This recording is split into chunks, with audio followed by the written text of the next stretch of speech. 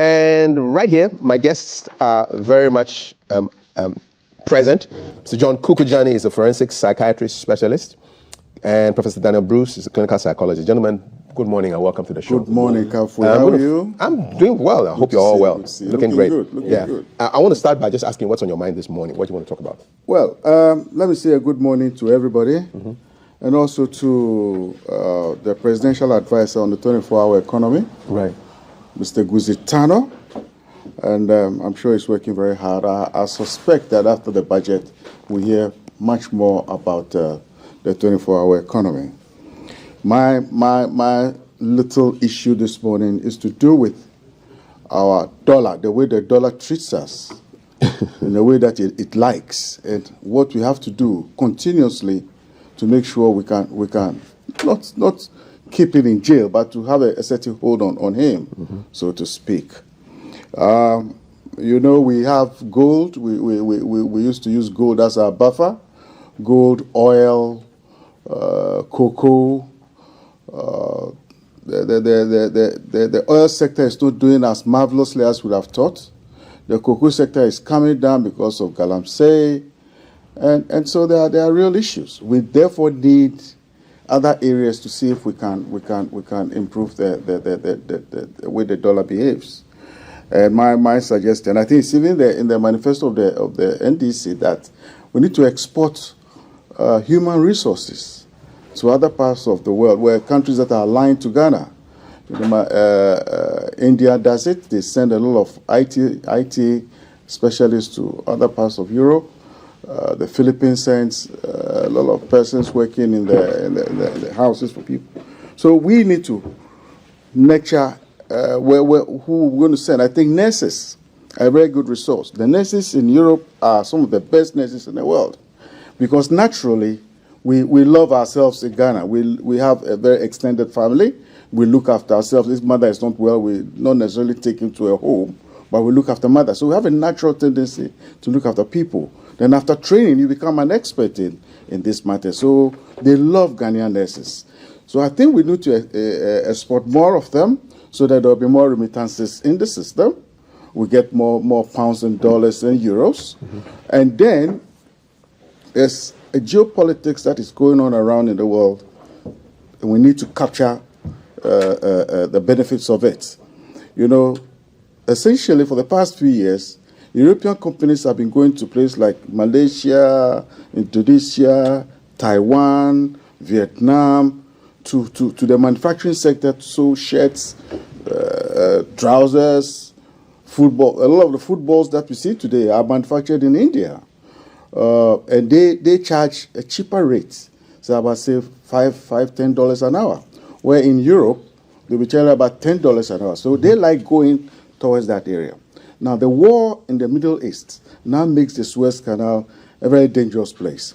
The distance between Europe itself and that part of the world is a very long distance. In terms of cost for transportation, it's a bit expensive. That will translate onto what we call the price of goods on the high street. So you look at the west coast of Africa. Ghana is very close to Europe. Ghana has decent human resources here that can be trained. We have industrial hubs around Tema, Fienya, and other parts of Greater Accra, that you can build all this, what we call, and invite the business to come here rather than go to what we. So you need some trade negotiators to go to Confederation of British Industry in UK, perhaps. The president, I'm sure, will look at that, so that AGI can, and the Ministry of Trade, and GIPC, Investment Provision Center, they can all get on board to go and talk to them and see how we can get them. We will only charge $250 an hour. That's the business that we bring to you. We'll bring you $250 an hour, not $4 an hour. Vietnam charges the cheapest, which is $3. We will charge $250. And that might probably bring a lot of business to Accra. Okay. That's what I have this morning. All right. Thank you very much. Thank you very much. Before I bring in Prof. Bruce to find out what's on his mind, I was just looking at our currency issues. From 1957, we introduced the Ghanaian pound, which replaced the British West African pound. It was 1-to-1. Then in 1967, a year after the coup, the Ghanaian cedi replaced the Ghanaian pound at a rate of 1 pound equals 2.4 cedis. And then from 67 to 83, there was so much depreciation. In 83, the first redenomination occurred, where 1,000 old cedis were exchanged for one new cedi. And then switched to 2008, another redenomination, removing 4 zeros from the currency. So 10,000 cedis became one new cedi. And then it started from 2008. It was $1 to 1.005 cedis, almost 1 to 1.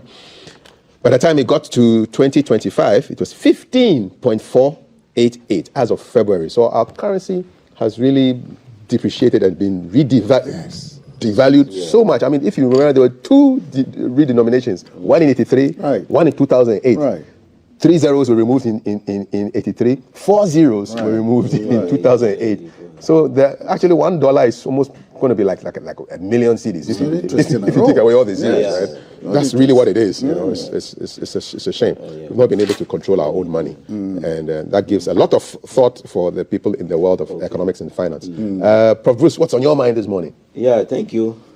What's on my mind this morning is, number one, to commend the organizers of the Independence Day celebration that took place at the Jubilee House. The celebration actually captured the essence of reminding ourselves that we are an independent nation and we are determined to take our destiny into our own hands. What will have happened at the Black Star Square equally happened there. Right. Especially the cost-cutting measure that took place. So I think it is something we must sustain. I commend the president for being so financially mindful that there will not be the need to spend about 20 million Ghana cedis by way of going to the Black Star Square. What will have achieved? If you had gone to the Black Star Square, the president will still give a speech. Right. People will be invited. The children, but instead of the children going to line up on the hot tarmac, under the hot sun, it has been curtailed. And I think we must go on. One of your crew members, is it Tema? She said she missed the flying of the Air Force planes. That was what she missed during the day. I think henceforth we can just rotate the Army, Navy, and all that they perform so that we cut down costs. Having said that, I also want to commend the president for showing sympathy towards people whose homes and businesses were destroyed by the tidal waves in the southern zone, especially in the Kita Municipal Assembly. He went there to sympathize with her, even though if the solution is not started, that move alone will assure the people that the president and his people care. Hope. It will give them hope. And I'm sure that with that move, something will happen so that the remaining small land is not taken over by the sea. When you look at that area, most of the towns, beautiful towns, they are all under the sea now. So the remaining small land, we are pleading with the government that it should help the people to actually settle there, and perhaps, maybe by nature's own design, one day the sea may get back to give them back what it has taken from them. Then also, he also went to Mali. Yeah. To say thank you to the president who sent the representative to witness his inaugural ceremony. I'm sure today he's in Burkina Faso. Yeah, he is. Yes. These moves are very good things that should be commended. I'm sure as he's going, he and Colonel Blevo Latte retired, they are talking about talking to them not to isolate themselves from ECOWAS, but to join us and become a very strong body so that the international trade can go amongst us. The good things that they have, they can bring it to Ghana and other countries of West Africa, and we can also do that. It is only by unity, not splitting, that can bring about the desired development of West Africa, and for that matter, the whole of Africa. So I think he should intensify the talk by bringing them back on board. Now, the theme on which the independence was celebrated, reflect, review, and reset. I also want to look at it from this point that he is trying to work on the mindset, our mindset as a nation. I want him also to add the heart set, our behavior and emotions. So I would say that as you reflect, whatever weaknesses you identify, you must repair it. As you review, whatever review is taking place and you have identified, you must rebuild. And as you reset, whatever you reset, you must reinforce. So I'm also bringing the 3R: repair, rebuild, and reinforce. Then the two are working together. Okay. The mind and the heart. But if you work on the mindset alone, the people's heart not follow the mindset, our vision may not be achieved. And that has been our problem for a long time. So I would like to pause here, and then we continue with other submissions. Okay. So lots of stuff to think about: the currency issues, our independence issues, the tidal waves, rising seas, powerful waves sweeping away homes. A lot to talk about. Today is also budget day. I don't know what you are expecting this morning. We're expecting certain taxes to go away: e-levy, COVID. Yes. Your thoughts on this? That is well spoken of. I'm expecting the budget to be perhaps tax cuts. Like I suspect that they've done a little survey as to what the people want. It's always to do with what the people want. Cut taxes. We'll make sure there's enough food in the system. Food inflation is terrible. People can't feed themselves properly. And the hunger alone is what will drive people to get rid of the politicians at the very top. So it's important that the budget to look at the Greek processing that's spoken about for a very long time, get more food into the system for internal consumption, and then if we can export processed food, that's fine, to neighboring countries as the African Continental Trade has prescribed. It will give us more money, to make us more friendly, and so it should be. I expect that a lot will be said. Let me give you some numbers. So, Please do. e-levy was introduced in May 2022. The target budgeted revenue was 6.9 billion cedis, and the actual collection at the end of 2022 was 643.35 million, so about 10% of what was expected. Then in 2023, the target was 2.24 billion, but revised downwards to 1.1 billion for 2023, and actual collection was 1.19 billion. So they exceeded the revised downwards budget. Then in 2024, the first half target was 898.4 million, and what was raised was 810.5 million. That was the full target for the year was set at 2.1 billion. So e-levy has generally not brought what was expected. Maybe the expectations were ambitious, but it did bring something. So now that they're taken away, if the e-levy goes, what replaces it? Well, we'll have to see what the think tank for those who try to set up this budget have. I don't want to think it out. What they have. Obviously, there'll be something else that will take its place. But you remember that this COVID levy and all that was a huge political controversy at the time. And I'm sure that was also part of this, the way the election went. So if the word itself does not resonate with people, then leave it. Then leave it. I think, and then reconstruct yourself or reconfigure how you're going to tax it. Because if the party said, oh, COVID, this COVID thing must go, and then it is gone, you are back in, I don't see how they're going to continue saying that we're going to do COVID. So it will be reconfigured, I'm sure. You need taxes to look after the people. We have to have an efficient way of collecting taxes. A lot of people don't pay tax. It is very important that the consumer spending, when it rotates, you get paid. You go to buy goods, you are taxed. It comes into government. And then the rotation of consumer spending is what keeps the country going. So at the end of the day, I suspect that something will be configured in respect of COVID, and then we'll move forward with that. Okay. Thank you very much, Mr. Dsane. Prof. Bruce, what are you expecting? The fulfillment of the promise in the manifesto of the NDC that they will scrap some taxes. But I want to go into detail and where I am expecting the scrapping of the e-levy and other tax, COVID tax and all that. You see, I went to a filling station to buy 500 Ghana worth of fuel, diesel anyway. So I never knew that I had 500 in my purse the previous day, but I spent 200, So you took which escaped me. Yes. So when I went there, I thought that I still have my 500 in my purse. So I placed the order, give me 500. They finished, I opened my purse. It was only 300. 300. So in order not to embarrass myself, I was lucky that I have some money in my mobile wallet. And said, oh, I can pay through that. So when I paid the 200, I was charged and I was taxed. So I asked myself, if I were to have my 500, I wouldn't have paid I wouldn't have paid a fee for paying 200 Ghana cedis to the petrol. Yeah. So this is why I realized that, oh, so this is the economic effect of e-levy. So it's better you pay with cash than using. So that alone would demoralize people from engaging themselves in e-cash transactions. Right. So the disadvantage will be more than the advantage that we expect. That's why we may not be getting all those things. Then I also went to one of the big shops to buy a laptop. The laptop at that time I bought is 6,700. Somebody told me when you go to Osu, it's cheaper there. So I went to Osu.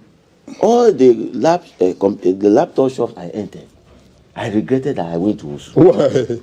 From shop to shop, the price were just increasing. I said, so I should have bought the 6,700. So I returned back. I punished myself by taking transport in 4 times. So finally, when I bought the 6,700 and they give me the receipt, government tax alone, or that was 2,400 Of the 6,000. of the 6,000. So the real price of the laptop was about 4,000. Right. Some 300. That's the shop price. But government punished me for buying a laptop. And so COVID levy, NHS, when I look at, I said no. But the argument too is that the countries that develop, the countries that progress, their tax rates are really high. The Scandinavian countries, Singapore, the countries which are doing well, they pay a lot of taxes. Yeah. How do you counter that argument? That you need little drops of taxes make a mighty ocean, a mighty nation. What we need to do is to have a target. That this year, we want to introduce this tax to reconstruct the motorway. That's why we are bringing this tax. Immediately we get the amount, we'll scrap it. I think Ghanaians will be happy to pay. But you collect that, as you have mentioned, what was the physical development that we've seen? They told us that when they collect this money, they will go and construct many roads. And that was why the toll booths were cancelled. But here we are. Look at the motorway now. So you don't see what the taxes are doing? Yeah. So even if this e-levy want to maintain it, it is left to the planners and organizers of the economy to come to us that, look, we want to construct the road from Accra to Kumasi. This is how it will cost. And we know that when we bring e-levy, and at least we pay this, we want to do it just 1.5 years to get that money and construct that road. Then after that, we scrap it. Ghanaians will be glad to pay it. So you know because at the end, we'll see that the road is constructed. From our taxes? From our taxes. Okay. It's a novel idea. It's a novel idea. So kind of strategic. Yeah. You input a tax for a particular reason, and then it's done, you take it off. You take it off. Ghanaians will be happy that, oh, we pay tax and it was used to do this. Look, we want to build the Kuuku Dam. This is the cost. And as we talk through, we want to bring Kuuku tax. So we pay that one, and we calculate that if we are able to get this amount every month, for 7 months, we can get the total amount to build the Kuuku Dam. Okay. After that, Kuuku tax is gone. And we have seen the dam. Yes. Ghanaians will clap for that. Yes. So you're not happy that the COVID tax has been sitting there up until now? What is it done? Look, this morning I wanted to wear my nose mask. After the COVID, the nose mask, the box was 5 cedis. But when you go now, it has increased. Without COVID, it has increased. Interesting perspective. Yeah, I think so. Let me give you my pitch on that. Yeah. I worked in the UK for a very long time. You are paid £2,000 a month. A third of it goes into tax. Will go to tax. But at the workplace itself, there are other subsidies that will cushion you a little bit. Your housing, will give you a house to live in. Your clothing is subsidized. Food at the canteen and the cafeteria is heavily subsidized. So in retrospect, you don't feel it so much.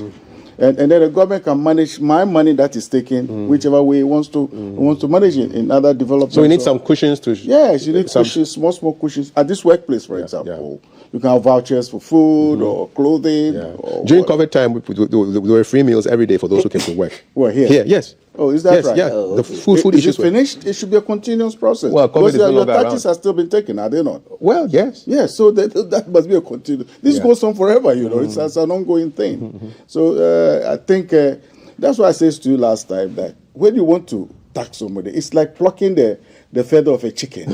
When you plug it too hard, it make quack.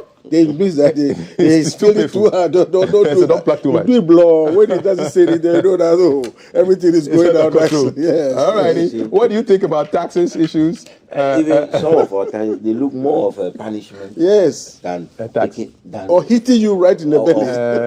It's the chicken principle that Mr. John is talking about.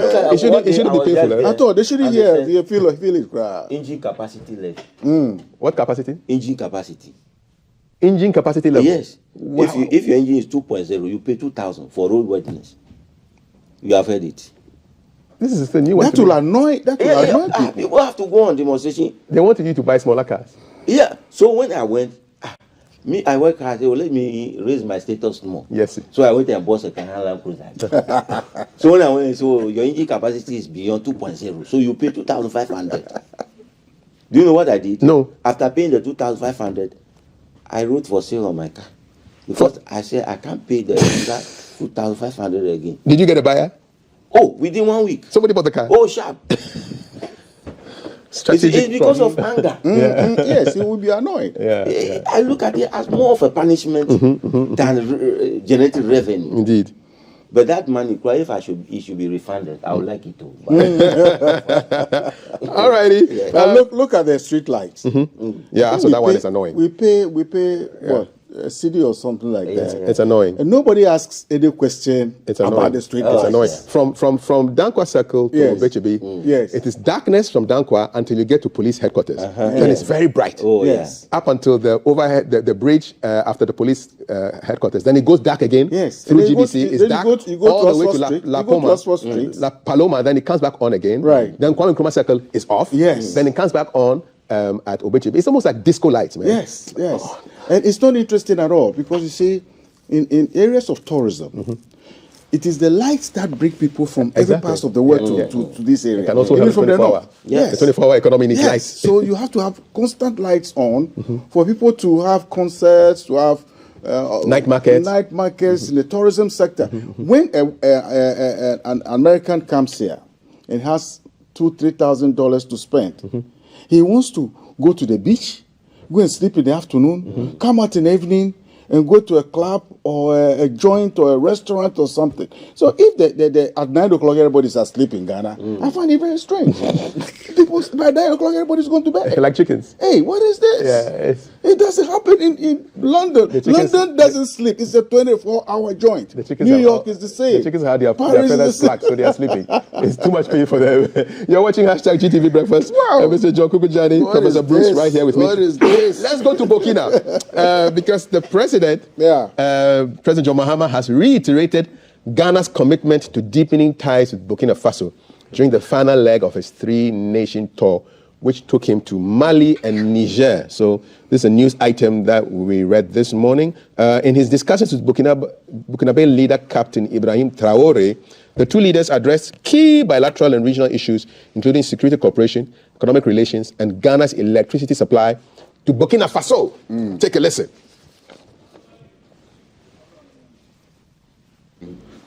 The visit aims to deepen bilateral relations between Ghana and Burkina Faso, focusing on security cooperation, trade, and regional stability. The two neighboring countries have a long-standing diplomatic partnership, collaborating on initiatives such as the joint railway project to boost trade and efforts to combat terrorism in the Sahel region. By African tradition, we know that if your brother does you a favor, the next morning you have to come and say thank you. We had elections last year in Ghana, and I was elected the president. and I sent an invitation to my brother to come and attend my investiture. And he left everything he was doing and came to the investiture. And so when he was leaving, I told him I'll come and say thank you.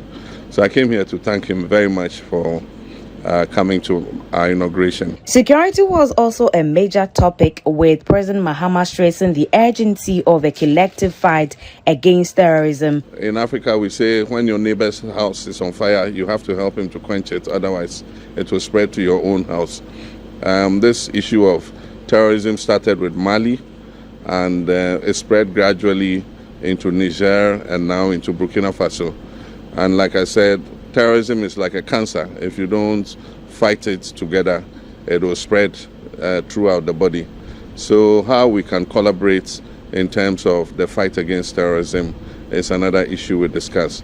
In the area of economic cooperation, discussions covered trade facilitation, including improving transit trade to ensure smoother import and export processes. In respect of trade between our people, free movement of our people between our countries, and how we can improve the transit trade through Ghana for Burkina importers who bring their goods through Ghana to Burkina, how we can improve the transit corridor so that they're able to do that without any disturbance.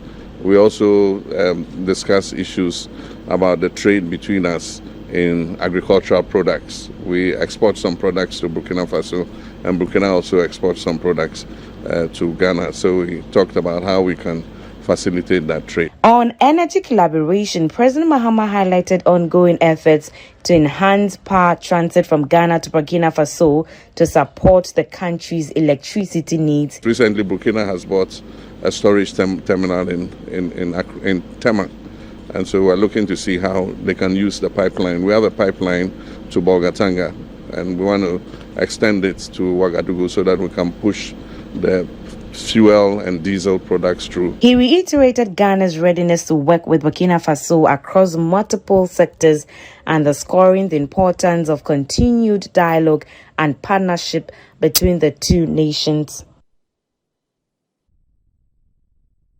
So on this Burkina trip, because President Mahama acknowledged concerns about relations with ECOWAS, stating that he has gained new perspectives on the issues affecting Ghana, Burkina Faso, and Mali. He assured Captain Traoré that he would relay their concerns at the next ECOWAS meeting, and he emphasized the need to rebuild trust among West African leaders to foster cooperation, even if they are not all part of the same regional bloc. Take a listen to President Mahama. We've discussed the issue of AES and ECOWAS, and I've got new perspectives about the concerns that the three countries have in respect of their relations with ECOWAS. And so I assured Mr. President that at the next ECOWAS meeting, I would pass on what they have explained to me to the other leaders. I think there's a breakdown of trust amongst the leadership. It will take time to rebuild it, but we have to work on it so that we restore trust and confidence with each other so that we can work together, you know, even if we are not part of the same regional body. Burkina, Ghana and Burkina Faso are exploring the introduction of a direct flight between Accra and Ouagadougou to enhance the movement of goods, people, services. This proposal featured in discussions between President Mahama and Burkina's leader, Captain Traoré, during the meeting in Ouagadougou yesterday. Take a listen. A possible direct flight from Accra to Ouagadougou, at least once a day. There's an airline in Ghana that wants to start that flight. A lot to unpack there. Mr. Dsane, what struck you? What for you was most important about this trip to Burkina and Mali and Niger? I've been trying to assess the president for the past 2 months or so in terms of his leadership skills. And he's doing all the right things. He's now like a true Roman who is thinking on his feet, and I love it. I think that's the sort of that was my expectation of him. But let me just highlight our 4 key areas that I think he's doing very well at, and that is he's thinking on his feet. He can stand and deliver and behave, and nothing ruffles him up. He's got everything intact. Gravitas. That is the true style of a leader. That's the true style of a leader. He's ambassadorial.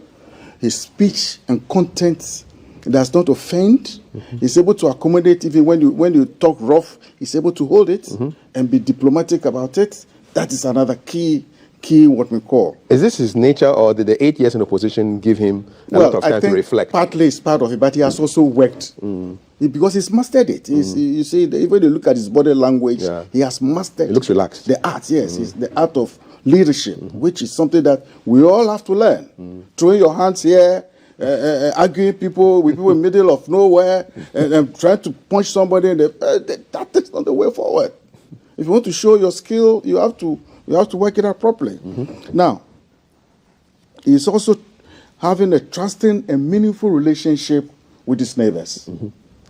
The leader that he was just talking to, a little bird in the sky told me that he wasn't invited in the beginning, but he had to go and invite him. You say, yes, the president has told you that he's a friend to everybody. He likes to be consultative. Anybody, if the fire starts from the top of Burkina Faso, and the top of Burkina Faso all the way to Mauritania is infested with this terrorists. They've been there for years, since the Libyan war, and the CIA and the MI5, MI6 were able to flush them out. They have ended up there. So until you are able to have a strategy of accommodating and making sure you are constantly trying to make assessment of what is going on there, they will end up here eventually.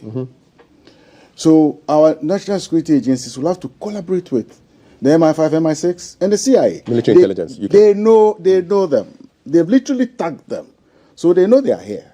So they can give us information when it is necessary as to what is happening around there. He's also very decisive. You sit down, by the time you realize it's moved somewhere and it's back. That is another great style of a leader. Independence Day, he finished the thing and then he went to the water region, saw the people and came back. It's called incisiveness. And then he's able to drag along with him the young men that he and Atamios have trained. Mr. Okujato, Mr. Fifi Kwete. You see, as of now, they have a team that can fight the next 4 years. The NPP hasn't. They've sacked all of them. They've had trouble with all of them. So it's going to be a terrible war in the next 4 years.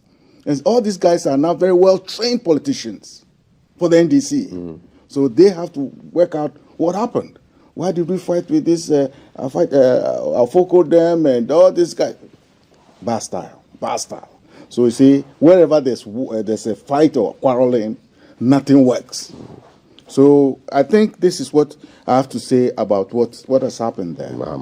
Okay. And congratulations to him. Thank you very much. Wish him well. Thank you for your insights. Prof. Bruce, what are your key takeaways from the Burkina, Mali, Niger trip? I think what is pushing President Mahama to engage in all these things, that he has a sense of direction, what he wants to achieve. Right. So those behaviors that he will put up, that will not make him to achieve his sense of direction, he will not engage in them. Any distraction that will take him away from hitting his target, he will not. So that is what we are saying. He has trained himself in a way that this is what I want to achieve.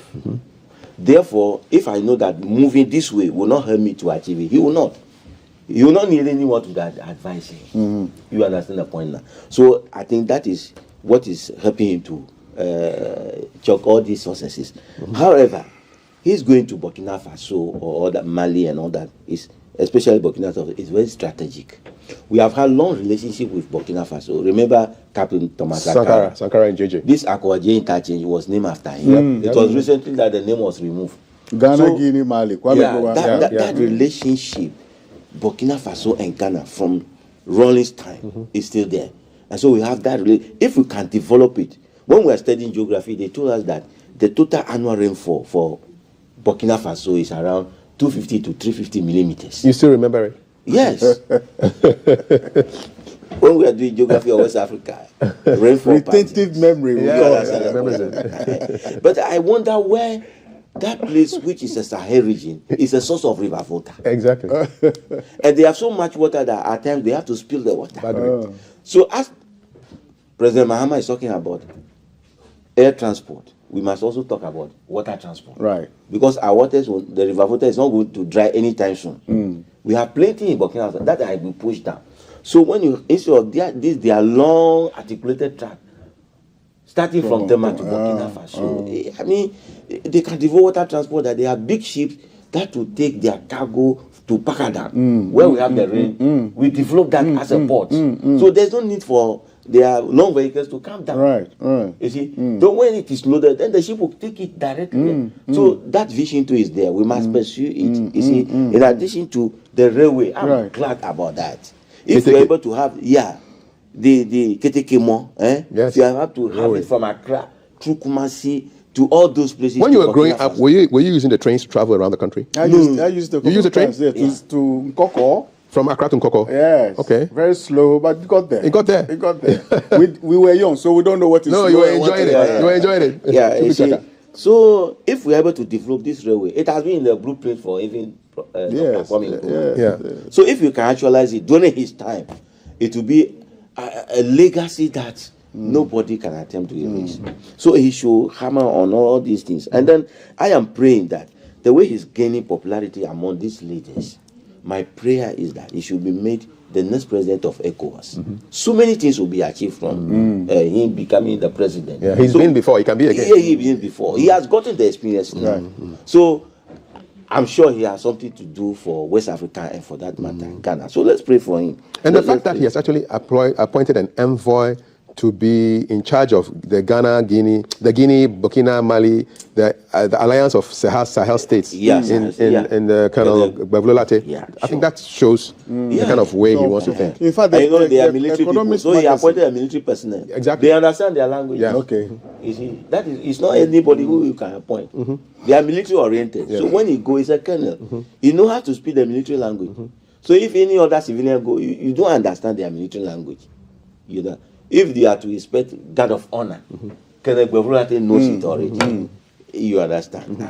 So if they are talking about exchange of ammunition and all that, he understands the language. it. So and he was there. He was at that. He was there, so it's good. It's Okay. good. Let's pray for The Economist unity of- magazine actually recommended that President Mahama and Mr. President Bola from the Nigeria Tinubu. should look at how they can rope in these guys back again. But it's important we get the bloc in unison. And President Tinubu was at the inauguration. Yes, of course. I think he was a special guest. He was a guest of And he immediately went there to say hello to him, I think. Yes, just after the inauguration. Exactly, yeah. Yes. So he things shows can happen. respect. Yes. He shows a certain respect. Indeed. Just interesting news from Burkina. They have introduced a groundbreaking prison reform which allows prisoners and those awaiting sentences to work in the agric sector. And so they're trying to increase their agric output, harnessing prisoners who would have been sitting inside their cells for 20 hours a day, staring into the skies. They're learning them to grow plants. Just to think about it, that they have terrorist activity in the northern country, but they are still producing grains and even putting a stop on export of grains to Ghana, and it's just interesting. You know, when the coup happened in Mali, we were complaining about Jenny in Ghana. Sabara. Jenny. Onions. You see, people say, their problem is Jenny. Because, yes. They can't bear to eat a stew without onions, right? That's their only problem. That the onion supply was cut because of the change in government. India is like that. If you cut onions, there will be a total war. Liberia, if there's no rice, there will be total war there. There's certain staple that you can't play with the people. What is our main staple here that if we cut? or tilapia. Fortunately, Burkina, they can't produce cassava. The climate there will not allow these tropical food crops to grow there. Okay. Yeah. I suspect that part of the world was part of Ghana, so to speak. But it was the Europeans having to cut share the continent as they so wish, that got them off our lineage. Yeah. But I'm sure there are relatives that. Oh yeah, you have Moshi people in Ghana who share a lineage with it's the people. The boundary matter that it's the boundaries. The boundaries. Okay, so I think we have successfully dealt with the issues. Today is budget day. I'm sure tomorrow it will be all over the news. Yes. And we'll see how things go. A couple of quick headlines for you from Graphic. Defense Minister warns illegal miners to stay out of forests. A joint task force seizes 9 excavators in Tanyo Anua Forest Reserve. Gamanche resolves disputes to promote peace and unity in Gas State. Foreign Ministry announces March 17 deadline for surrender of diplomatic service passports. And, of course, Mahama Traore discussed security, trade, and the future of ECOWAS relations. We need 140 million cedis to fully equip the Agenda 111 hospital, says the health minister. And Japan grants Ghana $13 million to improve electricity supply in Tamale. Those are the headlines this morning, gentlemen. I wish you the best. Thank you. I thought I heard you read something like the Gamanche is. Yes, Gamanche resolves disputes to produce peace and unity, to promote peace and unity in Ghana. I will encourage him to keep doing it over and over again. The quarreling is just a bit too much. And when you quarrel, people take advantage of you. Yes. Our land matters. Half of it is to do with quarreling. The chiefs must organize themselves well, sit down and have a format as to how they deal. The Ghans are opportune to have land that is expensive. Why do you fight all over and then somebody takes it very cheap? It's totally unacceptable. Please, Gamanche, Ofane, be akpa, abe don, abe, tomaga abe, na chuni, na ishojuba. This don't need you no woko. This quarreling, hey, every house you go, there's a quarrel. The moment there's a funeral, it's time for quarreling. People will seize corpses, take the corpses there, and we can't find the corpse. There's a fight under the funeral. What is this? What is this? What is this behavior? Please, let's sit up and let's organize ourselves well. We are a very prestigious ethnic group, all the way from Israel, as I understand it. So please, God has given you something. Look after it and look after it well. Not for yourself alone, but the future generations to come. I thank the government in initiating this program. Yes. You have my full support. And then sanitation. I will be the sanitation. Sanitation has sani in it. You see, that is the umbilical cord of the Ghans. Yes. So if that is not operational, the whole Ghana state is dead. You pour your libations there, you do everything there, that's where your spirit is, and that river is dead. They should do something about it. In fact, works and housing, I hope it's in the budget. We'll check out today. So that yes, the other place will be sorted out. Gentlemen, I thank you so much. Thank you. My pleasure. Our forensic psychiatry specialist and Professor Daniel Bruce, clinical psychologist. Gentlemen, thank you so much. We've got conversations on Mahama's first budget, what Ghanaians should expect. And then we have some bobo action. I wish Prof. Bruce was here to check them out. Will you be? You are talking about Mr. Bruce. I'm home now. You are my guest. Stick around, don't go anywhere. #GTV Breakfast.